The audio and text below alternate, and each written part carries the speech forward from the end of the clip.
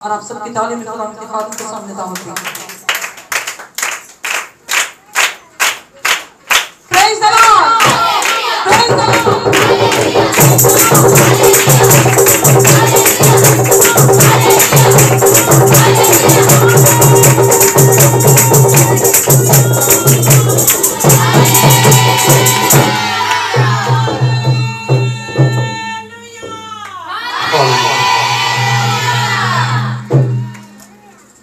खड़े खड़े अपने ईमान का इकरार करेंगे। चाहूंगा खुदाए कादिर पुत्र बाप पर जिसने आसमान और जमीन को पैदा किया और इसके इकलौते बेटे हमारे खुदावंद यीशु मसीह पर कुदरत पेट में पड़ा, कुमारी मरियम से पैदा हुआ, पैंतूस पिलातूस की हुकूमत में दुख उठाया, मसलूब हुआ, दफन हुआ, आलमे अरवाह में उतर गया, 30 दिन मुर्दों में से जी उठा, आसमान पर चढ़ गया और खुदाए कादिर पुत्र बाप की दाहिनी तरफ बैठा है, जहां से वो जिंदों और मुर्दों की अदालत करने को आएगा। मैं ईमान रखता हूँ रूहुल कुदस पर, पाक आलमगीर कलीसिया पर, मुकद्दसों की रफ़ाकत, गुनाहों की माफ़ी, जिस्म के जी उठने और हमेशा की जिंदगी पर। आमीन। तशरीफ रखें।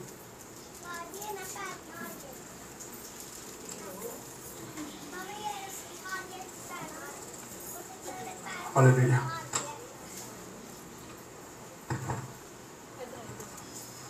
यीशु मसीह ने हालेलुया हालेलुया गो गर्मी बहुत ज्यादा है,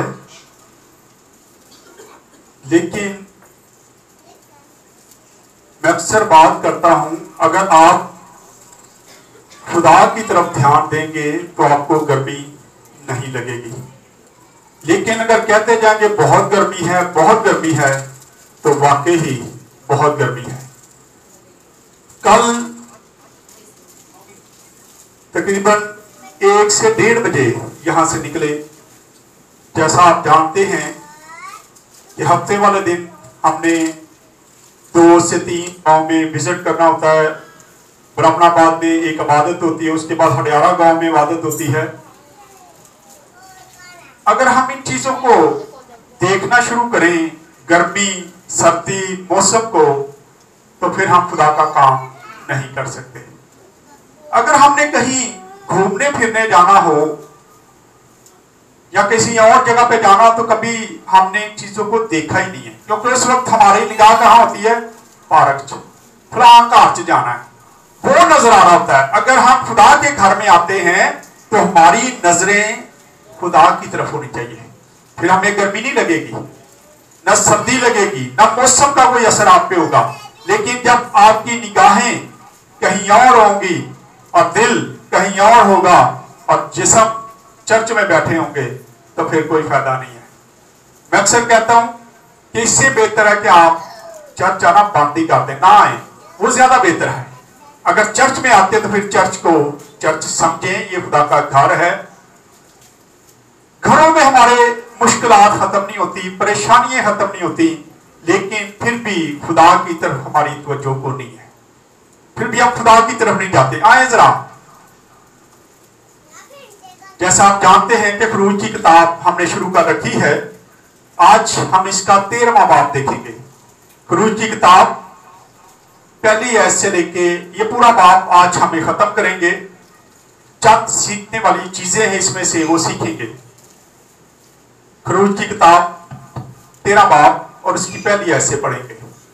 और खुदावन ने मूसा को फरमाया कि सब पलोठों को, यानी जो बनी इसराइल में खुआ इंसान हो, खुआ हैवान, पलोठी के बच्चे हो, उनको मेरे लिए मुकद्दस ठहराओ। उनको मेरे लिए क्या कर?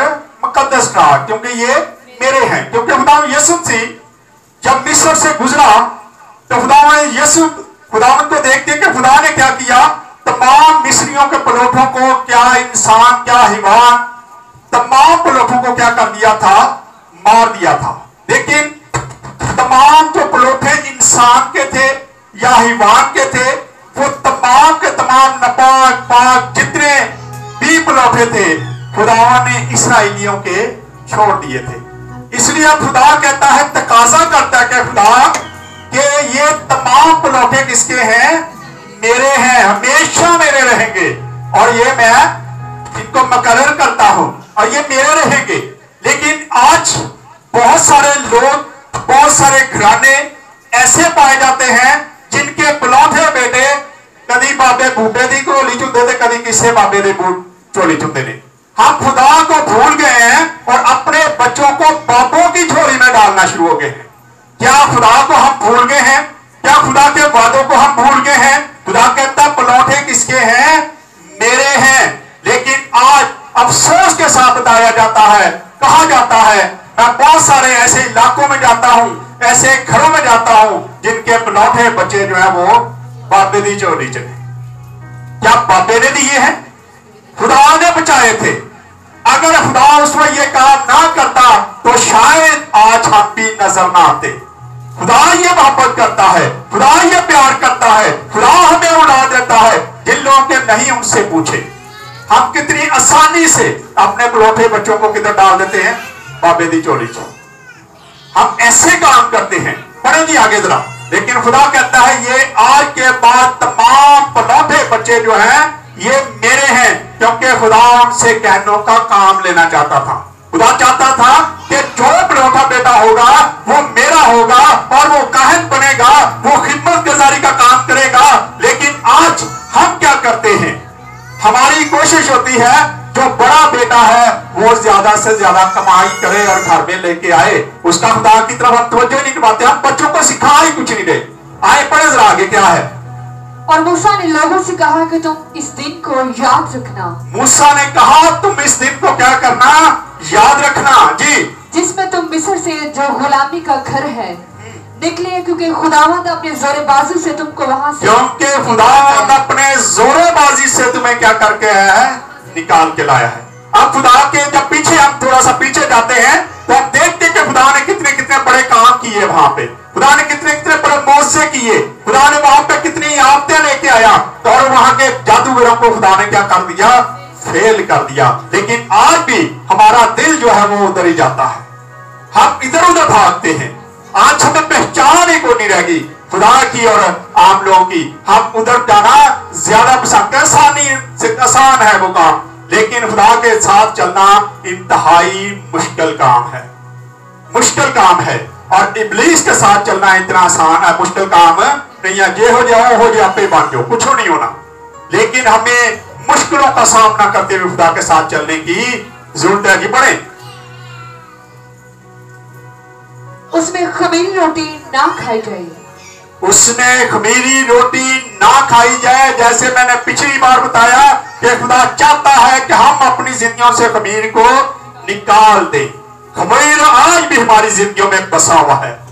ये सारे खमीर हैं जो हम गुनाह करते हैं, ये खमीर है हमारी जिंदगियों में। और खुदा चाहता हम इस खमीर को अपनी जिंदगी से निकाल दें। गुनाह करना बंद करें, झूठ बोलना बंद करें, हसद करना बंद करें। झूठ बोलते हुए हम थकते नहीं हैं, हम ऐसी ऐसी बातें कर जाते हैं जो खुदा को पसंद नहीं है, और ये सारी की सारी खमीर में शामिल है। खुदा चाहता है कि हम अपनी जिंदगियों से इस खमीर को निकाल के फेंक दें। जी आगे। तुम अबीब के महीने में 8 दिन निकले हो, जब खुदावंद तुझको किनानियों और हितियों और अमोरियों और हिवियों और यबूसियों के मुल्क में पहुंचा दे, जिसे तुझको देने की कसम उसने तेरे बाप दादा से खाई थी, और जिसमें दूध और शहद बहता है, तो तू उसी महीने में ये इबादत किया करना। हाँ जी।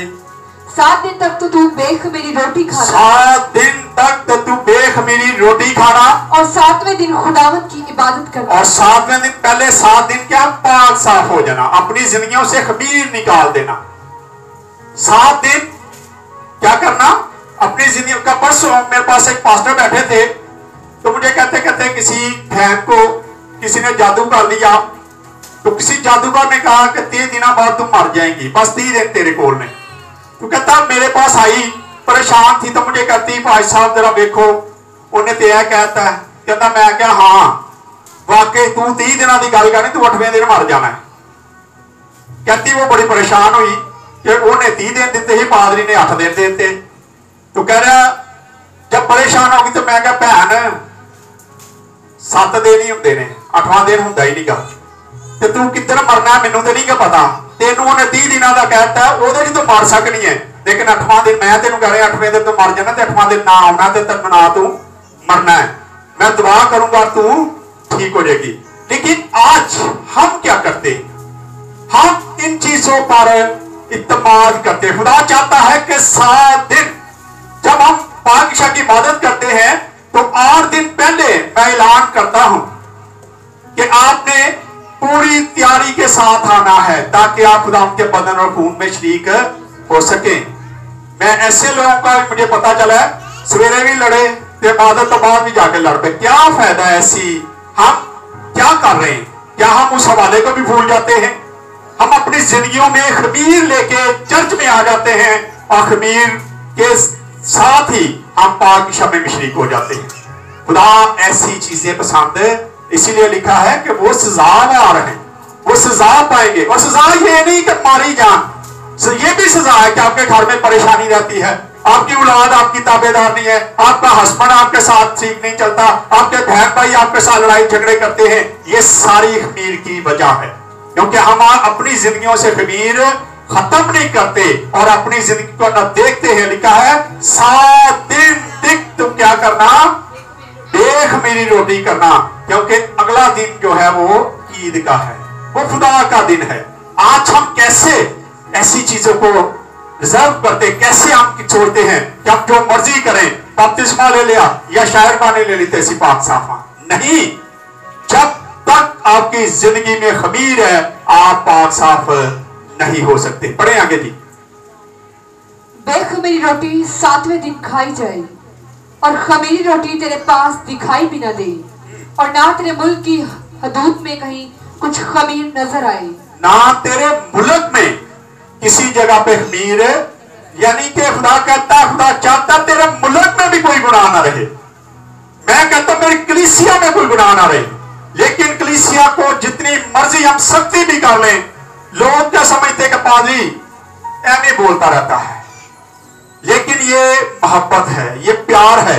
और ये ज़हन में रखें, हमारी कोशिश होती है कि हमारी कलीसिया जो ये बच जाए, इस खमीर से बच जाए। हम बार बार आगाह करते हैं, बार बार बताते हैं कि आप ये गलत काम कर रहे हैं, लेकिन अगर आप फिर भी समझ नहीं आपको आती तो ये कलाम आप पे गवाही देगा। जब क़यामत आएगी, जब खुदा यीशु मसीह आएगा, जब किताबें खोली जाएंगी, तो उस वक्त बताया जाएगा कि मैं इनके घर में, मैं चर्च में कलाम सुनाया गया था, लेकिन इन लोगों ने कबूल ही नहीं किया। आज जरूरत है कि हम अपनी जिंदगियों से खमीर को निकाल दें। जी आगे। और तो उस रोज अपने बेटे को ये बताना कि इस दिन को मैं उस काम के सबब से मानता हूँ जो खुदावन ने मेरे लिए उस वक्त किया जब मैं मुल्क मिस्र में से निकला। क्या आज हम अपने बच्चों को, अपने बेटों को ये बताते हैं कि खुदा ने किस तरह मेरी जिंदगी में काम किया था? क्या आज हम अपने बच्चों को बताते हैं? नहीं। हम तो शाम को बैठ जाए तो मोबाइल ही नहीं था, तो लाता मोबाइल अखा दे सामने, मोबाइल चलता है, बस मोबाइल से टिक टिक हो रही है बस। आज हमारी जो जिंदगी है, मैं समझता हूं सबसे बड़ा खमीर जो हमारी जिंदगी में वो मोबाइल बन गया है। वो ये बहुत बड़ा खमीर है जो बढ़ता ही जा रहा, फूलता जा रहा, फूलता जा रहा है, और इसको हम दूर नहीं कर पा रहे। इसको दूर करें ताकि आपकी जिंदगियों में बरकत आए। यहां पे लिखा है कि तू अपने बेटों को बताना कि खुदा ने किस तरीके से हमारी जिंदगियों में ये काम किया था, किस तरीके से खुदा ने हमें बड़ी इस्राएल कौम को मिस्र से गुलामी से निकाला था, किस तरीके से खुदा वहां पे लड़ा। खुदा ने बड़ी बड़ी आफतें पैदा की और फिर खुदा हमें अपने जोरे बाजू से वहां से निकाल के ले आया। हम आसान रास्ता ढूंढते हैं, हम मिशन भी वो ढूंढते हैं जो आसानी वाली हो, जिथे सानू कोई पाबंदी ना हो, जिथे सानू मना ही ना किया जाए, असी उत्थे जाना बहुत पसंद करते। वो पादरी भी हमें पसंद है, वो कलीसिया भी हमें पसंद है, वो लोग भी हमें पसंद है जो हमें किसी बात से मना ना करें। हम ऐसे काम कर रहे हैं। पौलुस रसूल लिखता है कि लोग आखिरी जमाना में लोग जो अपने कानों की खुजली के मुताबिक अपने उस्ताद बनाएंगे, वो ढूंढेंगे, ऐसे उस्ताद ढूंढेंगे जो उनकी मर्जी के मुताबिक उनको कलाम सुनाएंगे। पढ़े आगे। और यही तेरे पास गोया तेरे हाथ में एक निशान और ये तेरे हाथ में एक निशान और तेरी दोनों आंखों के सामने एक यादगार है। ये तेरी आंखों के सामने यादगार है। मोबाइल का टिकटॉक ये वाला ना खुदा कह रहा है कि जदों तेरी अखां दे मोबाइल आवे तो फिर टिकटॉक है चीजां तेनू याद रहनियां चाहिए। ये की अज आया है, ये नहीं याद रहना चाहिए खुदा का कलाम क्या कहता है। खुदा के कलाम की बात आपको याद नहीं रहनी चाहिए। टिकटॉक ऐसी चीजें हमें याद रखना बहुत जरूरी है, क्योंकि ये खुदा फरमा रहा है। खुदा कहता है तेरी आंखों के सामने ये रहनी चाहिए। अजय आज हमें जरूरत है कि हम इस खमीर से बच जाएं। ये बहुत बड़ा खमीर है जो हमारी आने वाली नस्ल को तबाह कर रहा है। छोटे छोटे बच्चे जो हैं टच मोबाइल चला लेते, छोटे छोटे बच्चे बोलना भी नहीं आता लेकिन मोबाइल उनको ऑन करके दे दो, ऐसे ऐसे चला रहे होते। फिर असी बड़ी खुशी ना दसने जी सारा कुछ ही काट लेता है। वो सिखा ही हम ये रहे हैं तो उसने तो निकालना है। कभी हमने खुदा के कलाम की बात बताई है, कभी उससे कहे जी कोई याद सुना दे, नहीं सुना सकता। मोबाइल जो सारा कुछ काट के बहा देगा तुम। लेकिन हम आज खुदा के कलाम की बातें अपने बच्चों को नहीं सिखाते। हम मोबाइल चलाना सिखाते हैं और बड़े फख्र से बताते हैं मेरा बेटा मेरी बेटी छोटी जी है, मोबाइल का तो कीड़ा है जी। वो मोबाइल तो है जी चलाते जिवें ਉਹਦੇ हत्थां जी बने हैं। ये हमें पता ही नहीं कि हम अपनी नस्लों को क्या दे रहे हैं। हम अपनी नस्लों को खराब कर रहे हैं। खुदा कहता है तू अपने बेटों को ये बताना और वो तेरे बेटों के हाथों पर तेरे ही आंखों के सामने क्या हो, यादगारी रहे, यादगारी रहे। ये पढ़े आगे। ताकि खुदावंद की शरीयत तेरी जुबान पर हो, ताकि खुदावंद की शरीयत तेरी जुबान पर हो। क्योंकि खुदावंद ने तुझको अपने ज़ोरे बाजू से मुल्क मिस्र से निकाला, बस तू इस रस्म को इसी वक्त मुईन में साल ब साल माना करना। चलो साल बाद ही मान लिया करो। रोजे आते हैं ना, चलो साल बाद ही आते रोजे, चलो रोजों में आ जाते हैं, साल बाद आते हैं। रोजा च भी सानू टिका नहीं आता, ओदे च भी असी यही काम करने हर वक्त गाने टिकटॉक उठे सीधे काम जो हमारी जिंदगियों में काम है वो हम लिखा है खुदा के कलाम में जो दिल में होता है वही ज़बान पे आता है, वही सामने आता है। जो हमारे दिल में होता है जितना मर्जी आप छुपा लें वो आखिरकार बाहर निकल आता है। इसलिए बहुत जरूरी है कि हम ये सारी चीजों को देखें। खुदा कहता साल बाद तूने ये दिन मनाना है, 7 दिन तूने बेखमीरी रोटी खानी है, 7 दिन तूने कोई गुनाह नहीं करना, 7 दिन तूने कोई ऐसा काम नहीं करना। अगर 7 दिन आप निकाल लेंगे इस चीजों से तो फिर आपकी रूटीन बन जाएगी। खुदा इस तरीके से सिखाता है। जी पढ़े आगे। और जब खुदावन इस कसम के मुताबिक जो उसने तुझसे और तेरे बाप दादा से खाई तुझको किनानियों के मुल्क में पहुंचा कर वो मुल्क तुझको दे तो तू पलौठी के बच्चों को और जानवरों के पलौठों को खुदावन के लिए अलग कर देना। तुम क्या करना, इंसान के पलौठों को जानवरों के पलौठों को क्या कर देना, अलग कर देना, क्योंकि ये मेरे हैं, ये मैंने लिए हैं, क्योंकि इनको मैंने बचाया है, मैंने इनको नहीं मारा, इसलिए आज के बाद ये सारे पलौठे बच्चे मेरे हैं। ये बढ़े आगे। सब नर बच्चे खुदावन के होंगे, सब नर बच्चे खुदावन के होंगे और गधे के बच्चे पहले बच्चे के फिदिया में बर्रा देना। अब कैसी बात है, गधा नापाक है, वहां पे कुर्बानी किसकी होगी, बर्रे की। लिखा है कि बर्रे को तू क्या कर देना, गधा रख लेना, गधे को ना कुछ कहना, उसको जिबा नहीं करना, क्योंकि वो खुदा के लिए कुर्बानी नहीं दी जा सकती।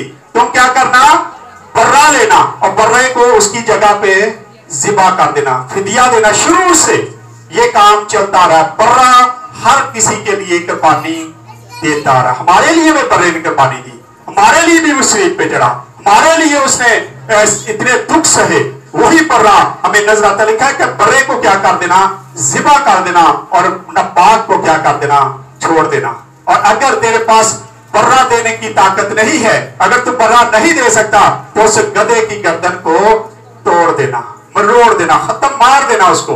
क्योंकि पलौठे जो हैं ये सारे मेरे हैं, इसलिए तू पलौठों को मेरे लिए मुकर्रर करना। लेकिन बाद में खुदा ने रहमत दे दी थी। चले पड़े आगे थोड़ा सा और अगर तू उसका फिदिया ना दे तो उसकी गर्दन तोड़ डालना, और तेरे बेटों में जितने पलौठे हों उन सब का फिदिया तुझको देना होगा। उन सब का फिदिया तुझको देना होगा। आए जरा एक तो हवाले पढ़ते इसी की तलक से। एबार 27 बाब उसकी 27 आयत को पढ़े, क्योंकि बाद में खुदा ने थोड़ी रियायत कर दी पलौठों के लिए। जी एबार की बार 27 144। पर अगर वो किसी नापाक जानवर का पलौठा हो तो वह शख्स तेरी ठहराई हुई कीमत का 5वां हिस्सा कीमत में क्या हो जाए, जो तेरा जो तू कीमत ठहराएगा 5वां हिस्सा उस शख्स को उस नापाक जानवर का क्या कर दे दे और उसको क्या कर दे, वो बचा ले जाए ताकि वो बच जाए। जी आगे। तो वो शख्स तेरी ठहराई हुई कीमत का 5वां हिस्सा कीमत में और मिलाकर उसका फिदिया दे और उसे छुड़ाए, और अगर उसका फिदिया ना दिया जाए तो वह तेरी ठहराई हुई कीमत पर बेचा जाए। तो तेरी ठहराई हुई कीमत पर बेच दिया जाए। एक और हवाला पढ़ते जरा, गिनती की किताब 18 बाब और उसकी 15 आयत को पढ़े जरा। 169 पेज नंबर है, 18 बाब की 15 आयत। उन जानदारों में से जिनको वो खुदावंद के हुजूर गुजरानते हैं, जितनी पलौठी के बच्चे हैं, ख्वाह वो इंसान के हो ख्वाह हैवान के, वो सब तेरे होंगे, पर इंसान के पलौठों का फिदिया लेकर उनको खुदा ने आसानी पैदा की कि इंसान के जो बच्चे उनका फिदिया ठहरा दिया जाएगा और तुम उनको क्या कर देना, मोल ले लिया करना। खुदा यीशु मसीह के लिए भी यही शरीयत थी, और खुदा यीशु मसीह को भी पैसे देके दोबारा उसके माँ बाप ने खरीदा था। नहीं तो हैकल में बच्चा इसलिए लेके आते थे कि ये अगर तो वो फिदिया दे सकते थे, अपने बेटे को क्या करते थे, वापस खरीद लेते थे। लेकिन आज हम क्या करते हैं, हम अपने पलौठों को क्या सिखा रहे, किधर लेके जा रहे हैं। आए इसकी 16 आयत को भी जरा पढ़े। उनको जरूर छोड़ देना और नापाक जानवरों के पलौठे भी फिदिया से छोड़ दिए जाएं, और जिनका फिदिया दिया जाए वो सब 1 महीना के हों। वो सब 1 महीना के हो, जो फिदिया दिया जाए वो सब के सब 1 महीना के हो। आज हम 1.25 महीने पे ले गए हैं, 1.25 महीने के बाद बच्चे को हम चर्च में लेके आते हैं। लिखा है कि उन तमाम पलौठों को क्या कर 1 महीने के होने चाहिए और उनका फिदिया दिया जाए ताकि वो तेरे लिए वापस ले लिए जाए। पढ़ दे वापस आ जाए खरूज की किताब में। और जब आइंदा जमाना में तेरा बेटा तुझसे सवाल करे कि ये क्या है, तो तू उसे ये जवाब देना कि खुदावंद हमको मिस्र से जो गुलामी का घर है बजर बाजू निकाल लाया, और जब फिरौन ने हमको जाने देना ना चाहा तो खुदावंद ने मुल्क मिस्र में इंसान और हैवान दोनों के पलौठे मार दिए। इसलिए मैं जानवरों के सब नर बच्चों को जो अपनी माँ के रहम को खोलते हैं खुदावंद के आगे कुर्बानी करता हूँ, लेकिन अपने बेटों के सब पलौठों का फिदिया देता हूँ। और ये तेरे हाथ पर एक निशान और तेरी पेशानी पर टिक्कों की मानद हो। तेरी पेशानी पर टिक्कों की मानद हो, तेरे हाथ पे और तेरे माथे पर टिक्कों की मानद ये निशानी हो। आज हमें भी जरूरत है कि हम भी अपने बच्चों को ऐसी तालीम दिलाएं ताकि वो सीखे और उनके हाथ में मोबाइल नहीं बल्कि बाइबल मुकद्दस दे, वो पढ़ना शुरू करें, उनको सिखाएं। छोटे छोटे जब आप छोटे थे घरों में उस वक्त मोबाइल का दौर ही नहीं था, मोबाइल था ही नहीं, इसलिए उस वक्त माएँ जो थी वो उस वक्त बच्चों को छोटी छोटी आयतें सिखाती थी। संडे स्कूल में सिखाया जाता था और 8 दिन के बाद जब संडे स्कूल दोबारा होता था उनसे दोबारा से वो सुना जाता था ताकि वो सीख सके। लेकिन आज हम अपने बच्चों को कुछ भी सिखाने की जरूरत नहीं करते, हम सिखा नहीं रहे, हमारे पास अपने पास टाइम नहीं है, तो हमने बच्चों को क्या सिखाना है। जी आगे पढ़ें। क्योंकि खुदावंद अपने ज़ोर बाजू से हमको मिस्र से निकाल लाया, और जब फिरौन ने उन लोगों को जाने की इजाजत दी तो खुदा उनको फिलिस्तियों के मुल्क के रास्ता से नहीं ले गया, अगरचे उधर से नजदीक पड़ता, उधर से नजदीक पड़ता। फिलिस्तियों का जो रास्ता था वहां पे वो रास्ता जैसे बॉर्डर एरिया समझ ले, वो रास्ता सीधा था, लेकिन वहां पे फौजें बैठी थी, तमाम मुल्कों की फौजें बैठी थी। इसलिए खुदा ने चाहा कि इनको मैं दूसरे रास्ते से लेके जाऊं, कहीं ये सीधे निकलेंगे और वो इन पर अटैक कर देंगे और ये डर के वापस मिस्र में भाग जाएंगे। खुदा नहीं चाहता था कि मैंने इनको निकाला और ये वापस वहां पे चले जाएं, इसलिए खुदा उनको दूसरे रास्ते से कहता है मैं लेके जाऊंगा, इस रास्ते से नहीं। क्योंकि बड़े जरा क्यों खुदा चाहता है, क्योंकि खुदा ने कहा ऐसा ना हो कि ये लोग लड़ाई भड़ाई देखकर पछताएं, लड़ाई भड़ाई देखकर पछताएं और वापस और मिस्र में भाग जाएं। आज भी कई बार हम खुदा को कबूल तो कर लेते हैं, खुदा के साथ चलना तो शुरू कर देते हैं, लेकिन जब मुश्किलात आती हैं, परेशानी आती हैं, तो हम वापस अपनी उसी जिंदगी में भाग जाते हैं। हम भी उधर ही भागने की कोशिश करते हैं, लेकिन खुदा चाहता है कि दूसरे रास्ते से चले जाओ, लंबा रास्ता ले लो, तंग रास्ता ले लो, मुश्किलात वाला रास्ता ले लो, लेकिन वापस उस जिंदगी में ना जाओ। खुदा की ये मर्जी थी, इसलिए खुदा कहता है कि मैं तुम्हें दूसरे रास्ते से लेके जाऊंगा, ताकि लड़ाई भड़ाई दे के तुम वापस। आज हम भी ऐसे ही चल रहे हैं, अगर थोड़ी मुश्किल आ जाए, थोड़ी परेशानी आ जाए, तो असी दोबारा फिर दोबारा उठे ही हमारी जिंदगी चली जाती है, उससे भी हम पहुंच जाते हैं। इसलिए जरूरत है कि हम रास्ता चेंज करें, जागे।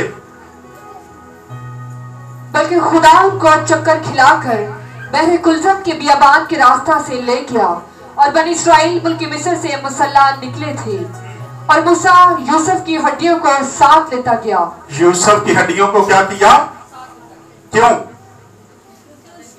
क्योंकि मूसा तमाम बनी इस्राएल कौम से क्या किया था? यूसुफ ने वादा लिया था। आए जरा पढ़ लें पैदाइश की किताब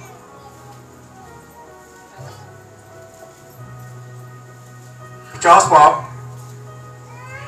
और उसके हम पढ़ेंगे 22 से। और यूसुफ और उसके बेटे ने उसके बाप के घर के लोग मिस्र में रहे और यूसुफ 110 वर्ष तक जीता रहा। यूसुफ 110 वर्ष का होकर क्या रहा? जीता रहा। और यूसुफ ने इफ्राइम की औलाद तीसरी पुश्त तक देखी। हाँ जी। और मनस्सी के बेटे मकीर की औलाद को भी यूसुफ ने अपने घुटनों पर खिलाया। और यूसुफ ने अपने भाइयों से कहा, यूसुफ ने अपने भाइयों से कहा, मैं मरता हूँ और खुदा यकीनन तुमको याद करेगा। और खुदा यकीनन तुम्हें याद करेगा और तुम मुझे क्या करना? और तुमको इस मुल्क से निकाल कर उस मुल्क में पहुंचाएगा। हाँ जी। जिसके देने की कसम उसने इब्राहिम और इसहाक और याकूब से खाई थी। और यूसुफ ने बनी इस्राएल से कसम लेकर कहा, बनी इस्राएल कौम से कसम लेकर कहा, खुदा यकीनन तुमको याद करेगा। खुदा यकीनन तुम्हें याद करेगा और तुम मेरी हड्डियों को क्या करना? तुम जरूर ही मेरी हड्डियों को यहाँ से ले जाना, यहाँ से लेके जाना, मेरी हड्डियां जरूर यहाँ से लेके जाना। और यहाँ पर हम देखते हैं कि मूसा ने उसकी हड्डियों को ले लिया था, क्योंकि उसको वो याद था, वो वादा याद था। आज हम अपने वादे भूल जाते हैं, हम खुदा के घर में बैठ के वादे करते हैं, उनसे मुकर जाते हैं, चाहे जितनी मर्जी बाद में मुसीबत आ जाए, जितनी मर्जी बड़ी सजाएं मिल जाएं, लेकिन हम उस वादे को भी भूल जाते हैं। यहाँ पे लिखा है कि बनी इस्राएल कौम से खुदा ने यूसुफ ने क्या किया? कसम ली थी कि तुम मेरी हड्डियों को साथ लेके जाना। और फिर यहाँ पे हम दोबारा आ जाए खरूज की किताब में। और मूसा यूसुफ की हड्डियों को साथ लेता गया, क्योंकि उसने बनी इस्राएल से ये कहकर कि खुदा जरूर तुम्हारी खबर लेगा, इस बात की सख्त कसम ले ली थी कि तुम यहाँ से मेरी हड्डियां अपने साथ लेते जाना।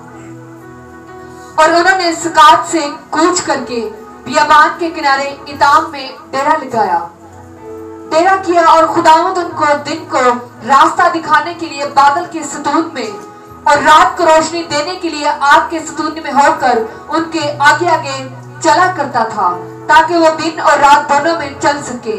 वो बादल का सतून दिन को और आग का सतून रात को उन लोगों के आगे से हटता ना था। और ये यकीन खुदा यीशु मसीह की मिसाल दी गई है। पढ़ ले जरा एक वाला पढ़ते खरूज 14 बाब और उसकी 19 और 20 आयत पढ़ दे। और खुदा का फरिश्ता जो इस्राएली लश्कर के आगे आगे चला करता था जाकर उनके पीछे हो गया और बादल का वो सतून उनके सामने से हटकर उनके पीछे जा ठहरा। ये बादल का सतून खुदा यीशु मसीह की तशबीह दी जाती है कि वो कभी उनके आगे, आज भी खुदा यीशु मसीह अपने लोगों के साथ साथ रहता है। वो आगे चलता है, वो पीछे चलता है, वो आपको हर वक्त घेरे रखता है। आज जरूरत है कि हम अपनी जिंदगियों पर गौर करें। क्या हम वापस उसी जिंदगी में तो नहीं जा रहे, और क्या हम अपने बच्चों को, अपने बेटों को, अपनी बेटियों को उस तालीम दे रहे हैं जो खुदा चाहता है। लिखा है कि तुम अपने बेटों के माथे पर टीकों की मानद इनको लगा दे। आज हमें जरूरत है कि हम खुदावंद के कलाम के मुताबिक अपने बच्चों को सिखाएं, मोबाइल चलाना ना सिखाएं, बल्कि खुदा का कलाम पढ़ना सिखाएं उनको। आए खुदा इस कलाम के वसीला से खुदा हम सबको बरकत दे। आए अपने सिरों कुछ करेंगे, दुआ करेंगे। कोई भी दुआ मेरे नहीं कर सकता है।